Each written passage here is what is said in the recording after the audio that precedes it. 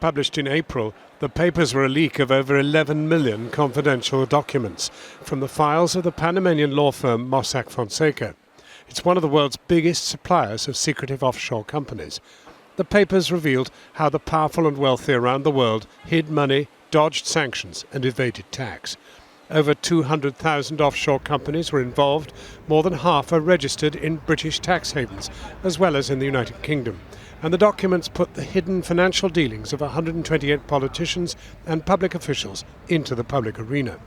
Among them, David Cameron's late father. He was shown to have used the company to set up an investment fund. Associates of President Putin were linked to the scandal, and the Prime Minister of Iceland was forced to resign. The list was seemingly endless. But the story ran out of steam, or did it? I've been speaking to two of the journalists involved in the expose, Frederick Obermeier and Bastian Obermeier from the German newspaper Süddeutsche Zeitung. Did you fish for it, or did it just appear? I got a message late one night, and it was from somebody who called himself Mr. John Doe and offered vast amounts of data. And we said yes, so I did not fish for it. It just came to us like a fate in some way. I mean, in the beginning it was like, for us, we couldn't really believe it because we saw that it was data from Mossack Fonseca, this Panamanian law firm. So for us it was, wow, there's the possibility to look behind a curtain. Well, you undoubtedly toppled people. The Prime Minister of Iceland is obviously a very good example, but there were Kazakhs, there were other sorts of people, but enormous revelations were made about China and the Chinese establishment, about Russia, about Putin in particular, but it seems that most of them made no impact at all. I think for me personally, it's already an impact to see that there's a discussion going on. Even in China, we hear that there was a discussion, because in China it was really strange to see that how the Chinese media reported about this. In the beginning, they reported about the Western politicians being named in the data, about the Prime Minister of Iceland, for example. And then, when after some days we started to publish our investigations regarding China, then the big censorship came in.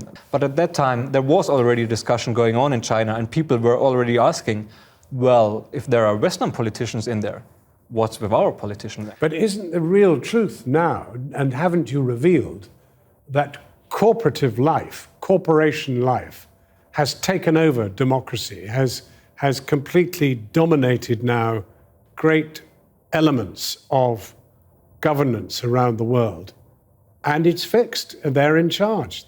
What we see in the Panama Papers is that there has a parallel world has been established where the powerful and the rich hide the money.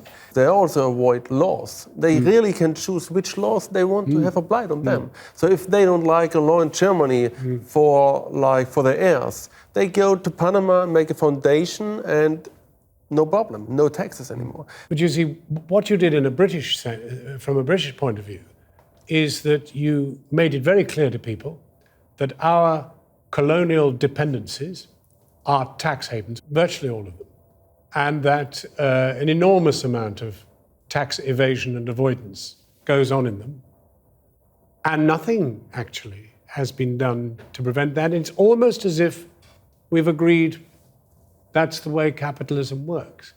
For example, the British Virgin Islands have been the tax haven that appeared most in the Panama Papers, although they were named the Panama Papers. Has been and still is. And still is. And I think that's the duty of the politicians in the United Kingdom, to really, here is the power to change things. I mean, German politicians are not blowing the whistle, and neither are British politicians.